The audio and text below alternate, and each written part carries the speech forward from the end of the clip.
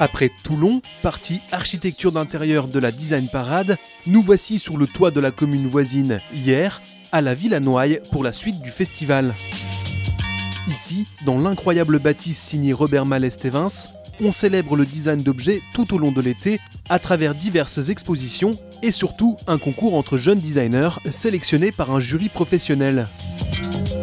Pour ce tremplin de carrière extraordinaire qu'est la Design Parade, 10 concepteurs d'objets en herbe sont venus du monde entier pour présenter leurs recherches, étrangement conceptuelles pour certains et terriblement pratiques pour d'autres.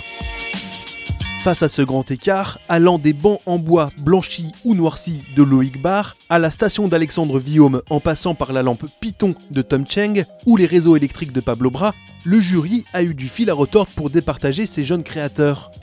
À la fin, c'est finalement la portugaise Sara de Campos qui remporte le Grand Prix avec Uva, un panier et une hotte destinés à rendre la vie des vendangeurs plus facile. Pragmatique le jury? Oui et non, puisque la mention spéciale revient à l'inverse aux Américains Alex Sizemore et Hank Bayer pour leur recherche quasi philosophique sur l'uniformisation de masse des objets du quotidien et la responsabilité engagée des designers. Ils dévoilent ainsi des ordinateurs en argile, en charbon ou encore en béton, manière ironique d'ouvrir un débat sur le choix des matériaux dans le design industriel. Le public, de son côté, a choisi de récompenser les Français Camille Vialet et Théo Leclerc pour leur banc de ville invitant aux rencontres dans les milieux urbains.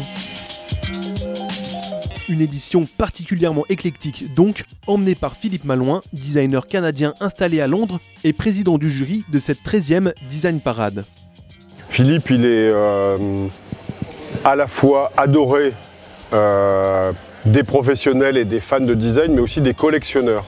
Et je pense que c'est parce que son travail est vraiment des fois borderline, on pourrait dire, entre l'art et le design, où c'est un design tellement beau et précis qu'il peut se rapprocher de l'art contemporain. Et je sais qu'il y a beaucoup de collectionneurs qui achètent ou collectionnent le travail de Philippe. Et ça, c'est un aspect intéressant qui n'est pas systématique, qui n'est pas si courant que ça dans ce que l'on appelle communément le design.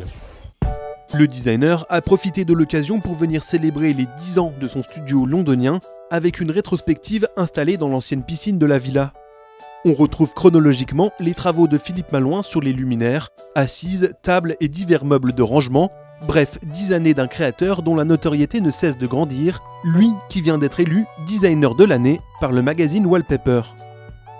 Philippe Malouin est également intervenu dans le squash de la maison où il a fait installer des parois enduites de gravier et où il a dissimulé des sources lumineuses s'échappant de meurtrières aux tailles variables.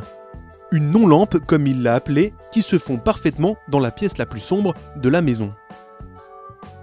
Mais dans la spacieuse villa, on ne manquera pas de découvrir les autres expositions de cette 13e Design Parade, dont le maître mot est définitivement éclectisme. Moi je trouve que les expositions en général autour de celle de Philippe Malouin, je suis assez content de ce qu'on propose au public, c'est assez généreux, créatif. Donc Caroline Liebling, la lauréate du Grand Prix Design Parade de l'année dernière, avec sa résidence à Sèvres et au CIRVA, a fait des propositions très étonnantes et belles et créatives. Les fontaines d'Arthur Hoffner sont vraiment aussi divines que je les avais imaginées, ou que j'avais pu en rêver. Il y a ce passage un peu dont on parle dans l'autre festival à Toulon aussi, entre l'art contemporain et le design, et je trouve que c'est peut-être de plus en plus poreux, enfin en tous les cas ça l'est particulièrement cette année, et ça me plaît bien. Il y a l'exposition Picasso, quand même Picasso et les Noailles, c'est pas rien, et c'est important et intéressant de montrer ce lien des Noailles avec Picasso dans le cadre de l'opération Picasso et la Méditerranée.